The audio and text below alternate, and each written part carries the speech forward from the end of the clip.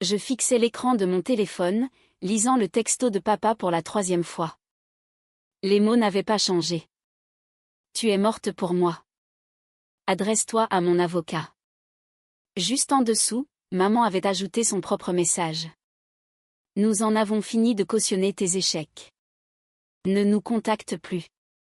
J'étais assise dans mon bureau d'angle, au 47e étage de la Morrison Financial Tower, en plein centre de Seattle.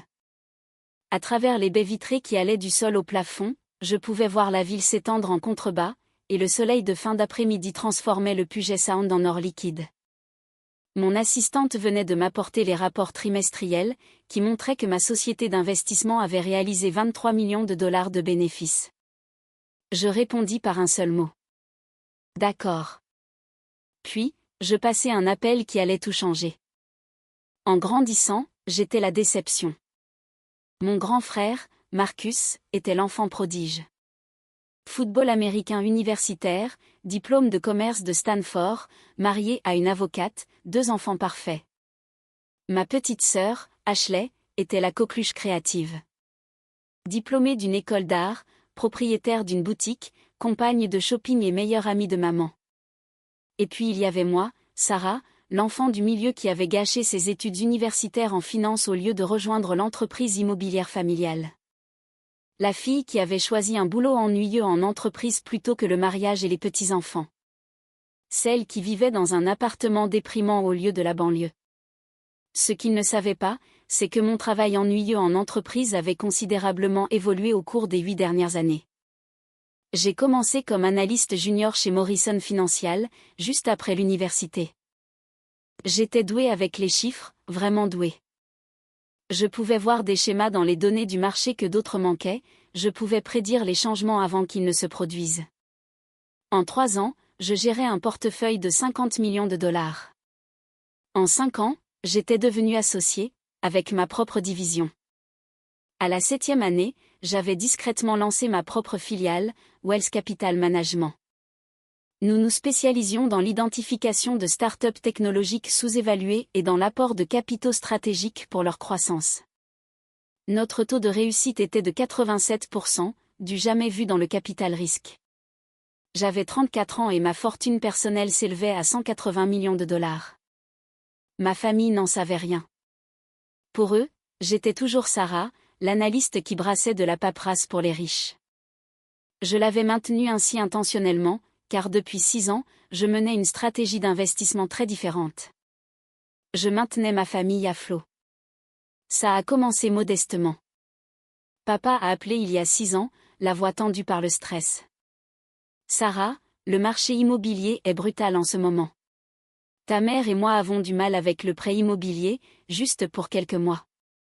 Pourrais-tu nous aider avec 2000 dollars? J'ai envoyé 2500 dollars ce jour-là. Les quelques mois sont devenus permanents. Chaque mois, comme une horloge, je virais 2800 dollars pour couvrir leurs prêts. Ils n'ont jamais demandé d'où venait l'argent. Ils n'ont jamais dit merci au-delà de cette première semaine. Puis sont venus les problèmes de Marcus. Sa concession de voiture de luxe perdait de l'argent, mais il était trop fier pour l'admettre. Quand il a mentionné nonchalamment qu'il pourrait perdre sa maison, j'ai discrètement remboursé son prêt immobilier de 180 000 dollars. J'ai demandé à mon avocat de structurer cela comme un programme de bienfaiteur anonyme, via une société écran. La boutique d'Ashley était en faillite avant même d'avoir ouvert. Elle avait besoin de 75 000 dollars pour le stock et le loyer. Je les ai fournis sous la forme d'une subvention pour petite entreprise, provenant d'une fondation fictive. Elle a cru qu'elle avait gagné à une sorte de loterie. En 6 ans, j'avais fourni, paiement mensuel du prêt immobilier, 2800 dollars multipliés par 72 mois, soit 201 600 dollars. Charge pour mes parents, 400 dollars multipliés par 72 mois, soit 28 800 dollars. Remboursement du prêt de Marcus, 180 000 dollars. Financement de l'entreprise d'Ashley, 75 000 dollars. Paiement du leasing de la voiture de papa, 850 dollars multipliés par 72 mois, soit 61 200 dollars. Prêt d'urgence jamais remboursé, 38 400 dollars. Facture médicale de maman, 23 000 dollars. Total, 608 000 $. Je tenais des registres méticuleux. Chaque virement, chaque confirmation de paiement, chaque texto me remerciant pour une aide temporaire. Il pensait que je joignais à peine les deux bouts. Je les laissais le penser, car chaque dîner de famille me donnait plus de données. Chaque commentaire méprisant me montrait qui ils étaient vraiment. Chaque fois qu'ils se vantaient du succès de Marcus ou de l'indépendance d'Ashley, pendant que je restais assise en silence, j'observais, j'attendais. Il y a 3 mois, les choses ont commencé à changer. Marcus m'a appelé pour la première fois en 1 an. Et, Sarah, écoute. Ashley et moi, on parlait. On s'inquiète pour la planification de la retraite de papa et maman. On pense qu'ils ont besoin de meilleurs conseils financiers. D'accord, dis-je prudemment. Quel genre de conseils? Eh bien, tu travailles dans la finance, non? Peut-être que tu pourrais examiner leur portefeuille, leur donner quelques conseils de base. Ils ont fait des investissements risqués dernièrement. J'ai failli rire. Leur portefeuille, c'était le chèque de soutien mensuel que je leur envoyais. Je peux y jeter un œil, dis-je. Super. Et, fait simple, hein. Pas de jargon financier compliqué. Tu sais comment est papa. La condescendance était si naturelle qu'il ne s'en rendait même pas compte. 2 semaines plus tard, j'étais au dîner du dimanche. Tous réunis chez mes parents, la maison que je payais. Marcus parlait du trimestre record de sa concession. Ashley montrait des photos de l'agrandissement de sa boutique. Mes parents rayonnaient. Sarah, ma chérie, dit maman, me remarquant enfin. Comment va le travail? Toujours à faire tes analyses? Ça se passe bien, dis-je. C'est bien. Elle se tourna de nouveau vers Ashley. Alors, à propos de ta ligne de mode d'automne, je m'excusais pour aller aux toilettes. En chemin, je passais devant le bureau de papa. La porte était ouverte. Je jetai un coup d'œil à l'intérieur et me figeai. Sur son bureau, il y avait des relevés bancaires, beaucoup de relevés. Mes virements mensuels étaient surlignés. Et à côté, il y avait une note manuscrite. Contribution de S suffisante pour l'acompte de la maison du lac. Ils n'étaient pas en difficulté. Ils utilisaient mon soutien financier comme de l'argent de poche pour des luxes. Je pris une photo avec mon téléphone et retournai dîner. Cette nuit-là, j'ai commencé à creuser plus profondément. J'avais accès à des ressources d'expertise comptable judiciaire par le biais de mon cabinet. J'ai engagé un détective privé. Ce que j'ai découvert m'a glacé le sang. Le rapport du détective est arrivé il y a 2 semaines. Il faisait 47 pages.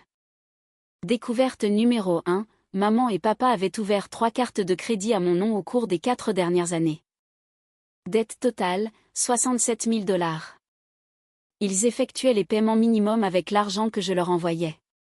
Découverte numéro 2, Marcus avait contracté un prêt professionnel en me utilisant comme co-signataire. Je n'avais jamais rien signé. La signature était une contrefaçon.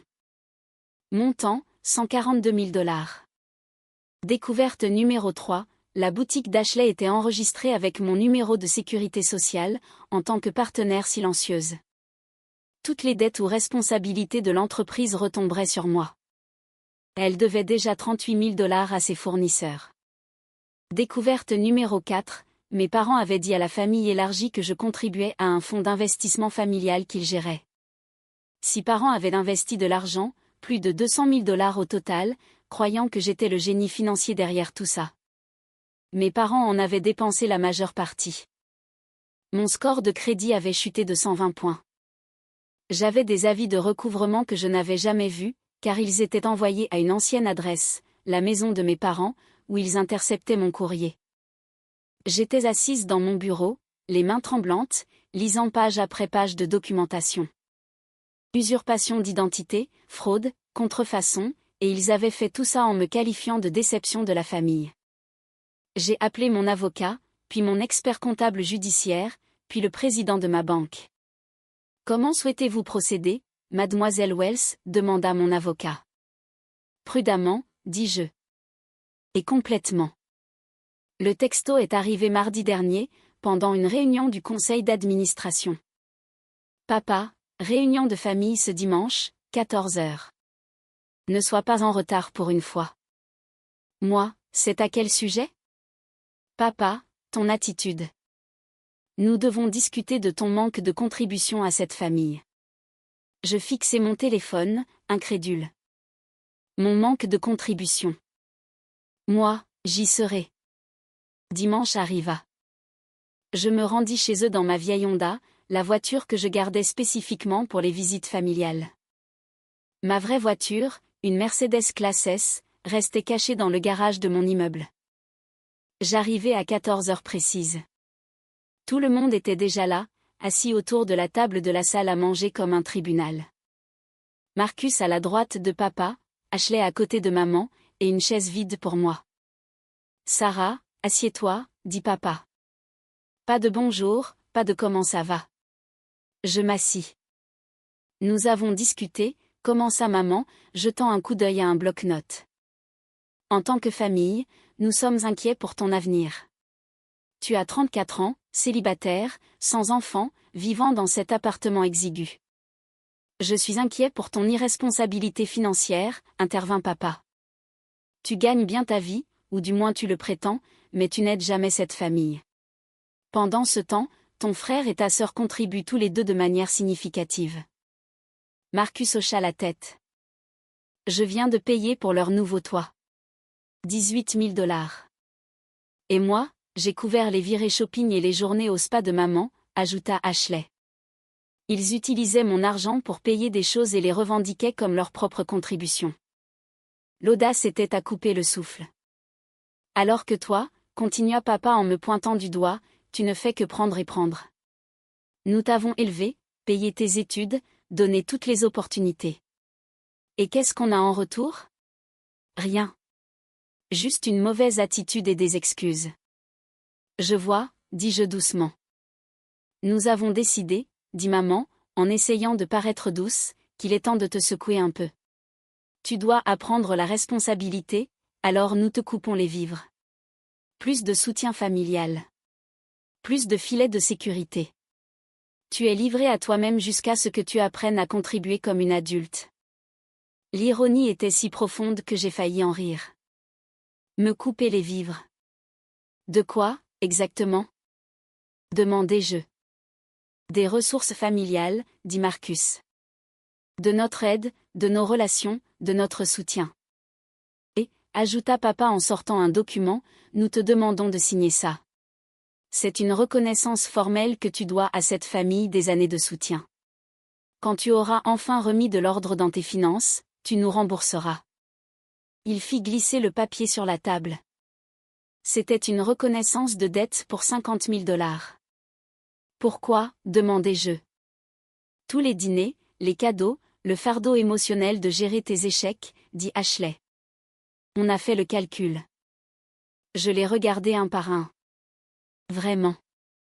Mon père, portant la montre que je lui avais achetée pour son anniversaire, prétendant que je lui devais de l'argent. Ma mère, avec le sac de créateur que je lui avais envoyé pour Noël, disant que je ne contribuais jamais. Mes frères et sœurs, vivant dans des maisons que j'avais secrètement sauvées, me traitant d'irresponsable. Je sortis mon téléphone. Je ne signerai pas ça, dis-je calmement.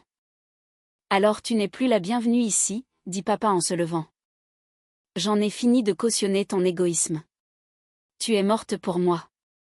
Adresse-toi à mon avocat si tu veux contester. Maman ne me regarda même pas. Ne nous contacte plus, Sarah. Je me levai, marchai jusqu'à la porte, puis me retournai. D'accord, dis-je. Je suis retournée à mon véritable appartement, le Penthouse qu'il n'avait jamais vu. Je me suis assise dans mon salon, regardant les lumières de la ville. Puis j'ai passé les appels. Lundi matin, 8 heures. Bureau de mon avocat. Explique-moi les options, dis-je. James Chin, mon avocat, me représentait depuis 5 ans. Il avait aidé à structurer mes acquisitions d'entreprise, mes biens immobiliers, mes véhicules d'investissement. Il savait exactement ce que je valais et ce que je pouvais faire. Option 1, poursuite pénale. L'usurpation d'identité seule est un crime fédéral. Ajoutez la contrefaçon, la fraude. Vos parents pourraient faire face à une peine de prison sérieuse. Votre frère aussi. Option 2, recouvrement civil. Poursuivre pour dommages et intérêts, détresse émotionnelle, frais de réparation de crédit. Vous gagneriez tout et les détruiriez financièrement. Option 3, il sourit légèrement, celle que vous envisagez réellement, le retrait financier complet. Coupez toutes les sources de soutien, réclamez toutes les dettes qu'ils ignorent avoir, et regardez le château de cartes s'effondrer. C'est légal, c'est propre, et c'est absolument dévastateur. Combien de temps leur faudrait-il pour le sentir ? 48 heures. Pour un effondrement complet, 30 jours. Commençons. Premier appel, le président de ma banque, Richard Morrison. Oui, le Morrison de la Morrison Financial Tower. Richard, j'ai besoin d'exécuter les protocoles de retrait sur tous les transferts de soutien que j'ai listés ici. Effectif quand ? Immédiatement. De plus, j'ai besoin que vous appeliez personnellement les bénéficiaires dans exactement 48 heures. Informez-les que le financement anonyme qu'ils recevaient a été définitivement interrompu en raison d'une violation des termes par le bénéficiaire. C'est fait. Autre chose ? Oui, j'aurai besoin de la documentation judiciaire de tous les comptes frauduleux ouverts à mon nom. Un dossier complet pour des poursuites judiciaires. Deuxième appel, mon experte comptable judiciaire, Patricia Hang.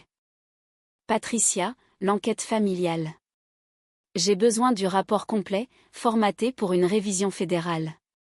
Tout, l'usurpation d'identité, les signatures contrefaites, la fraude à la carte de crédit, tout. Vous allez porter plainte ? Pas encore, mais je veux que l'option soit prête. Troisième appel, le service juridique de ma société d'investissement. J'ai besoin de dissoudre toutes les sociétés écrans qui ont fourni un soutien anonyme aux individus et entreprises suivants. Quatrième appel, le détective privé. Une dernière tâche. J'ai besoin d'une surveillance continue des activités financières de ma famille, à partir de maintenant. Je veux savoir au moment où ils réaliseront ce qui se passe. Le lundi soir, chaque filet de sécurité que j'avais secrètement placé sous ma famille était systématiquement retiré. Les paiements mensuels du prêt immobilier, arrêtés.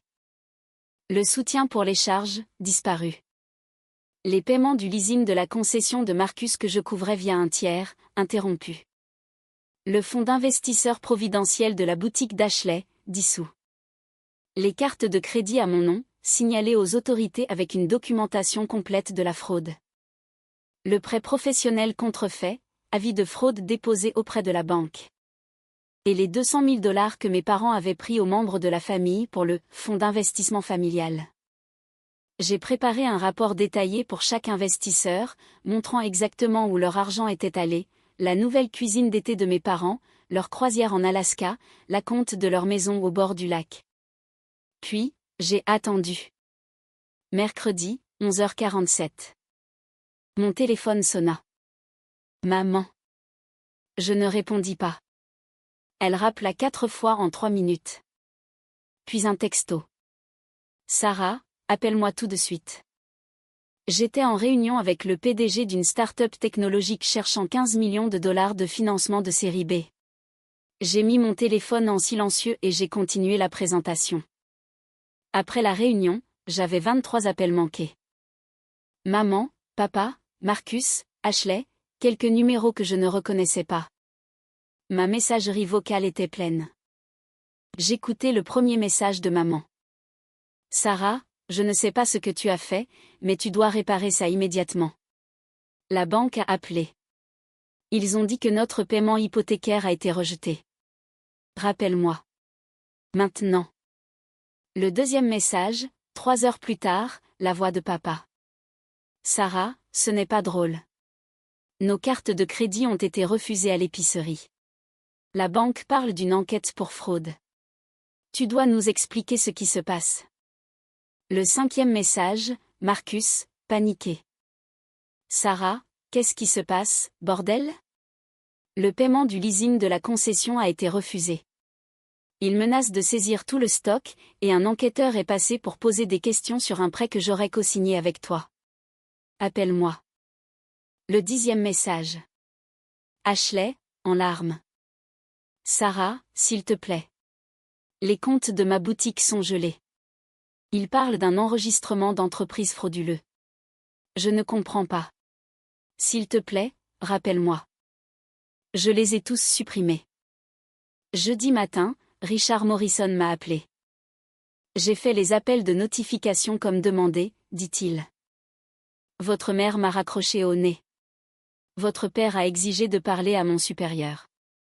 Votre frère a menacé d'intenter une action en justice. Leurs comptes sont gelés en attendant l'enquête pour fraude. Les cartes de crédit à votre nom ont été signalées. Les enquêteurs fédéraux ont été avisés de l'usurpation d'identité. Ça avance vite. Merci, Richard. Sarah, dit-il prudemment, ils vont venir te chercher. Tu comprends ça? J'y compte bien. Vendredi après-midi, ils lui ont donné raison. J'étais dans mon bureau quand mon assistante m'a appelé. Madame Wells, il y a 3 personnes dans le hall qui exigent de vous voir. Ils disent être de votre famille. La sécurité est avec eux. Faites-les monter, et s'il vous plaît, enregistrez cette réunion conformément au protocole de l'entreprise. Je me tenais à ma fenêtre, regardant la ville. Quand la porte s'est ouverte, ils se sont arrêtés sur le seuil, bouche bée, fixant le bureau d'angle, la vue, la plaque sur mon bureau. Sarah Wells, associée gérante, Wells Capital Management. Quoi, la voix de maman s'éteignit. Asseyez-vous, s'il vous plaît, dis-je, en désignant la table de conférence. Ils s'assirent lentement, regardant autour d'eux comme s'ils étaient entrés dans une dimension parallèle. Qu'est-ce que c'est que ça, exigea papa. À quel jeu tu joues? Aucun jeu, dis-je calmement. J'ouvris mon ordinateur portable et projetai des feuilles de calcul sur le grand écran mural. Ceci est mon entreprise, Wells Capital Management. Nous gérons 2,3 milliards de dollars d'actifs. Je l'ai fondée il y a 7 ans. Marcus se pencha en avant, plissant les yeux. C'est impossible. Tu es une analyste. Je l'étais. Puis je suis devenu associé chez Morrison Financial. Puis j'ai lancé ma propre entreprise. Je cliquai sur la diapositive suivante. Voici ma fortune personnelle, 180 millions de dollars. La main d'Ashley se porta à sa bouche. Mais, commença maman, tu n'as jamais dit tu vis dans cet appartement, tu conduis cette vieille Honda, je vis dans un Pantouz à Harborview. La Honda, c'est pour les visites familiales. Ma vraie voiture est une Mercedes classe S, je cliquai à nouveau. Cette diapositive montre chaque transaction financière que j'ai effectuée en votre nom au cours des 6 dernières années. On passe en revue. La feuille de calcul remplit l'écran, ligne par ligne. Paiement par paiement. Paiement du prêt immobilier des parents, 201 600 dollars. Soutien pour les charges, 28 800 dollars. Remboursement du prêt de Marcus, anonyme, 180 000 dollars. Subvention pour l'entreprise d'Ashley, anonyme, 75 000 dollars. Paiement du leasing de la voiture de papa, 61 200 dollars. Prêt d'urgence, 38 400 dollars. Facture médicale, 23 000 dollars. Total du soutien fourni, 608 000 dollars. La pièce était silencieuse, à l'exception du bourdonnement de la climatisation. La voix de papa se cassa. Pendant tout ce temps, alors que vous me traitiez d'irresponsable, dis-je d'un ton égal. Alors que vous prétendiez que je ne contribuais jamais, alors que vous me disiez que j'étais la déception de la famille. Je cliquai sur la diapositive suivante. Voici la reconnaissance de dette que vous vouliez que je signe. Pour 50 000 dollars, pour le fardeau émotionnel. Le visage de maman était devenu blanc. Et ceci, je cliquai à nouveau, est la documentation de la fraude commise contre moi. L'écran se remplit de relevés de cartes de crédit, de documents de prêt, d'enregistrements d'entreprise, tous à mon nom, aucun autorisé par moi. Carte de crédit ouverte frauduleusement, 67 000 dollars. Co-signature de prêt contrefaite, 142 000 dollars. Partenariat commercial frauduleux, 38 000 $ de passifs non divulgués. Total de l'usurpation d'identité, 247 000 $. Ce n'est pas, Marcus se leva. On allait te rembourser. Avec quoi, demandai-je. L'argent que je vous donnais secrètement? Tu ne nous l'as jamais dit, s'écria Ashley. Comment on était censé savoir? Vous n'étiez pas censé commettre une usurpation d'identité, dis-je doucement. Cette partie aurait dû être évidente. Papa retrouva sa voix. Tu nous as délibérément caché ton succès. Tu nous as regardé nous débattre. Vous ne vous débattiez pas? Je cliquai sur une autre diapositive. Relevé bancaire. Leur relevé bancaire. Voici l'activité de votre compte. Le mois où vous prétendiez être désespéré pour le prêt, vous avez dépensé 8 000 $ pour des vacances à Napa.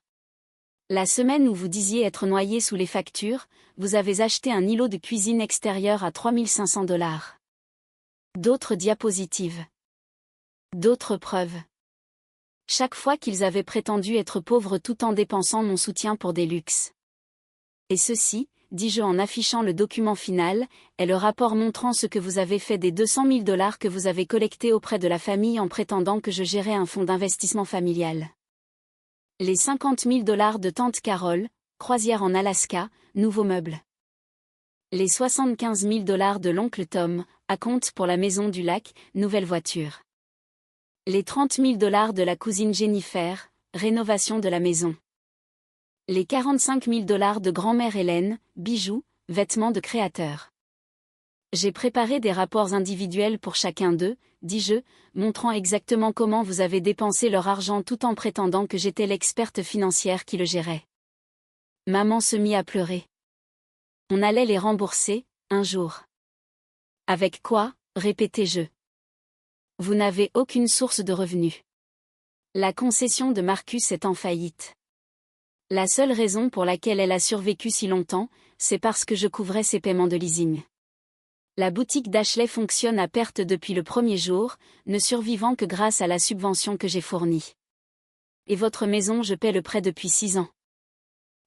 Papa se leva, s'appuyant sur la table. Tu ne peux pas simplement abandonner ta famille. Vous m'avez dit que j'étais morte pour vous, dis-je. Vous m'avez dit de ne pas vous contacter. Je ne fais qu'honorer vos souhaits. On ne le pensait pas, vous pensiez chaque mot. Je fermai mon ordinateur portable. Voici ce qui va se passer. Premièrement, tout le soutien que je fournissais prend fin immédiatement. C'est déjà effectif depuis lundi.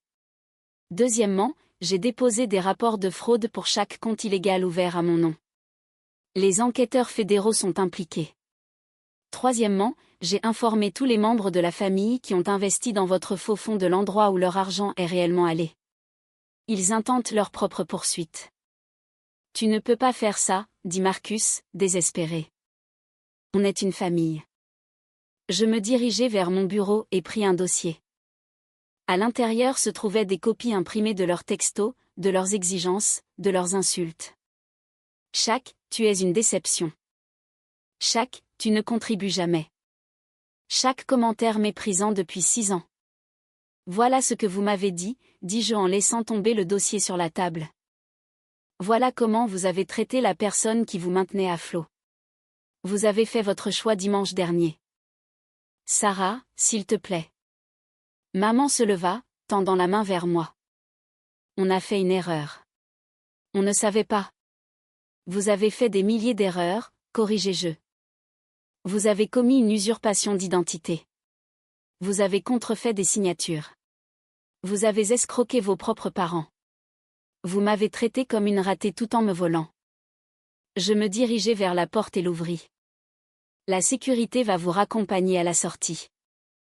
Et le prêt immobilier, demanda papa, désespéré. Les voitures? L'entreprise d'Ashley? Qu'est-ce qu'on est censé faire? Je le regardai. Vraiment. Cet homme qui était censé me protéger, qui avait plutôt volé mon identité et ruiné mon crédit. Je ne sais pas, dis-je.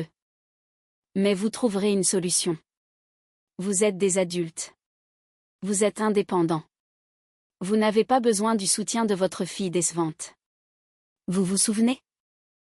Marcus tenta une dernière approche.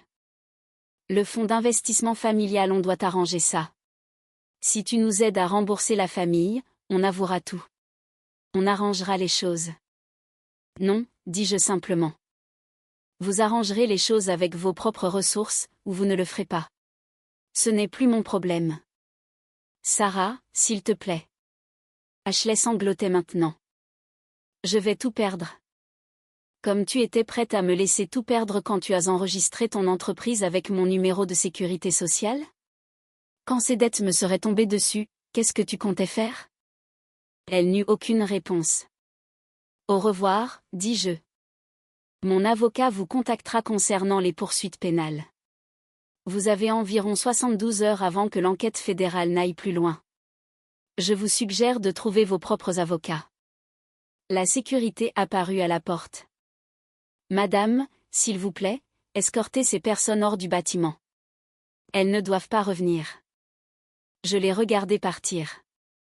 Maman en pleurs. Papa tremblant. Marcus et Ashley sous le choc. Puis je fermai la porte de mon bureau, m'assis à ma table et expirai. Mon téléphone vibra. Un texto de Richard Morrison. La société de prêt immobilier les a appelés. La procédure de saisie commence dans 30 jours sans paiement. Je pensais que tu voudrais le savoir. Je ne répondis pas. Les retombées furent immédiates et complètes. 72 heures après la confrontation, la maison de maman et papa est entrée en pré-saisie. Sans mes paiements mensuels, ils ne pouvaient pas couvrir le prêt. La banque a agi rapidement. La concession de voiture de luxe de Marcus a vu tout son inventaire saisi lorsque le paiement du leasing a été refusé. La concession a fermé en une semaine. Le prêt contrefait qu'il a déclaré signifiait qu'il était maintenant sous enquête fédérale. La boutique d'Ashley a vu ses comptes bancaires gelés en raison de l'enregistrement frauduleux de l'entreprise. Ses fournisseurs ont exigé le paiement immédiat des 38 000 $ de factures impayées. Elle ne pouvait pas payer. Les membres de la famille qui avaient investi dans le fonds ont intenté une action en justice conjointe contre mes parents pour fraude et fausses déclarations. Montant, 200 000 $ plus dommages et intérêts. Une semaine, les enquêteurs fédéraux m'ont contacté pour une déclaration officielle sur l'usurpation d'identité. Je leur ai tout fourni. Chaque carte de crédit frauduleuse, chaque signature contrefaite, chaque pièce de documentation que Patricia avait compilée. L'enquêtrice, une femme nommée agent Martinez, regarda les preuves et secoua la tête. C'est l'un des cas de fraude familiale les plus complets que j'ai vus. Ils ont fait ça pendant des années. Oui, dis-je. Et vous les souteniez financièrement pendant tout ce temps? Oui. Pourquoi? J'y ai réfléchi. Parce que je pensais que c'était ce que faisait une famille. J'avais tort. 2 semaines, Marcus a appelé d'un numéro que je ne reconnaissais pas. J'ai répondu par accident. Sarah, s'il te plaît, tu dois arrêter ça.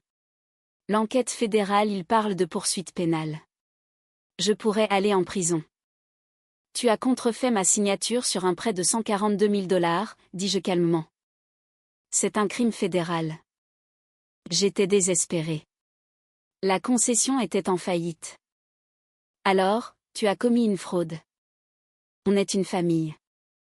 Tu n'arrêtes pas de dire ce mot. Je ne pense pas que tu saches ce qu'il signifie. Il se mit à pleurer. S'il te plaît, j'ai des enfants. Pense à ta nièce et à ton neveu. J'y pense, dis-je. Je pense à la façon dont tu étais prêt à détruire mon crédit, mon avenir financier, ma vie entière, pour sauver ton entreprise en faillite. Quel genre d'exemple est-ce pour eux? Je te rembourserai, d'une manière ou d'une autre. Je trouverai un moyen. Marcus, tu ne peux pas me rembourser. Tu n'as rien. Ta maison est à moi, j'ai remboursé le prêt. Ta concession n'existe plus. Ton crédit est détruit. Tu fais probablement face à des accusations fédérales. Je fis une pause. C'est toi qui t'es mis dans cette situation. J'ai raccroché. 3 semaines, maman a envoyé une lettre. Une vraie lettre manuscrite, livrée à mon bureau. Chère Sarah, je ne sais pas quoi dire, sauf que je suis désolée. Nous avons eu tort. Tellement, tellement tort. Nous ne t'avons pas vu clairement. Nous ne t'avons pas valorisé. Nous avons profité de ta générosité et ensuite nous t'avons reproché de ne pas en faire plus. La maison va être saisie. Ton père et moi déménageons chez sa sœur en Idaho. Marcus et sa famille ont perdu leur maison. La boutique d'Ashley a fermé. Nos vies s'effondrent. Je ne te demande pas de réparer ça. Je sais que nous ne le méritons pas. Je te demande juste de comprendre que nous n'avons jamais eu l'intention de te blesser aussi profondément. Nous avons été irréfléchis, égoïstes et cruels. Mais nous t'aimions. Nous t'aimons toujours. Si jamais tu peux nous pardonner, s'il te plaît, fais-le nous savoir. Je l'ai lu 3 fois, puis je l'ai classé avec les autres preuves.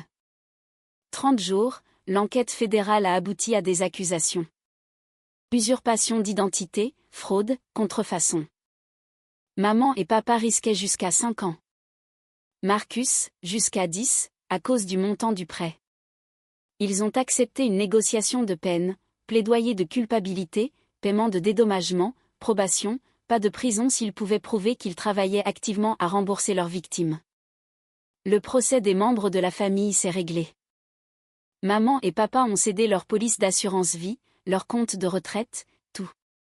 Ce n'était toujours pas assez pour couvrir la totalité des $200 000. Ashley a fait faillite. Les dettes de sa boutique ont été effacées, mais elle a perdu tout ce qu'elle avait construit.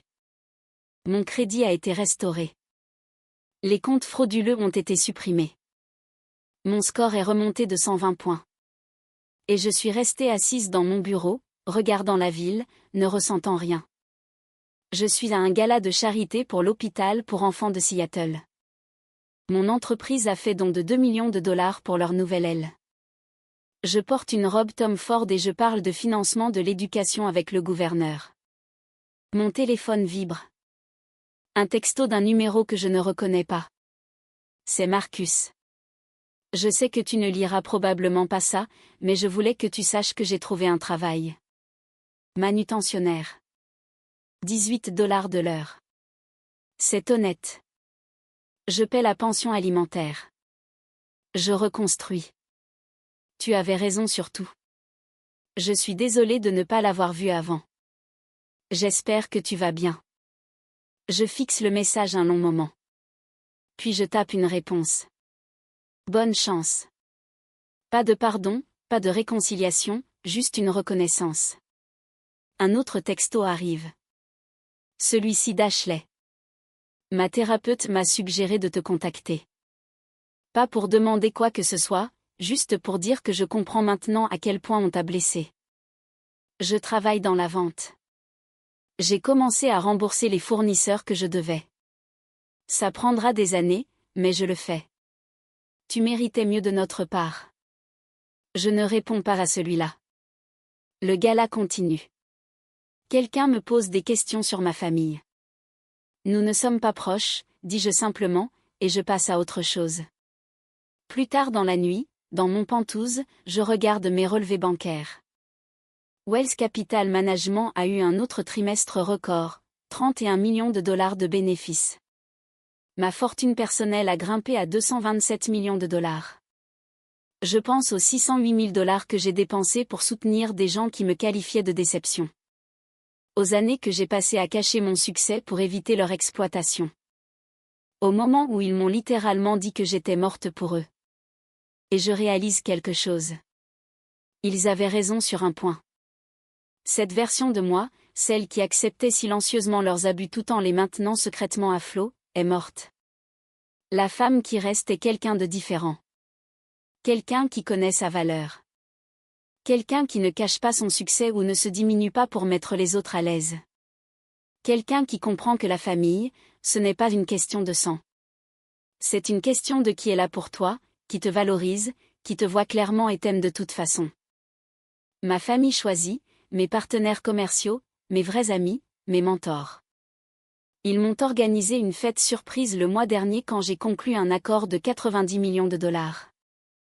Ils m'ont célébré. Ils m'ont vu. Voilà à quoi ressemble vraiment une famille. Je reçois un dernier texto cette nuit-là, de papa. Je sais que tu ne me croiras pas, mais perdre tout m'a appris quelque chose. Tu étais la personne la plus forte de notre famille. Tu l'as toujours été. Nous étions juste trop aveugles et égoïstes pour le voir. Je n'attends pas de pardon. Je voulais juste que tu saches que je te vois enfin clairement. Tu n'as jamais été la déception. C'était nous. Je le lis 2 fois, puis je le supprime. Certains ponts, une fois brûlés, ne sont pas faits pour être reconstruits. Certaines leçons doivent être apprises dans le noir, seules, sans secours. J'ai fait mon choix ce jour-là, dans leur salle à manger, quand ils m'ont tendu cette reconnaissance de dette. Quand ils m'ont dit que j'étais morte pour eux. Je me suis choisie. Et je referai le même choix. 1 an plus tard, Forbes publie un article, 31h35, les nouveaux visages de la finance. Ma photo est en couverture. L'article détaille le taux de réussite sans précédent de Wells Capital Management, mes stratégies d'investissement innovantes, ma fortune de 250 millions de dollars. L'article mentionne que je viens d'un milieu modeste et que j'ai tout construit moi-même.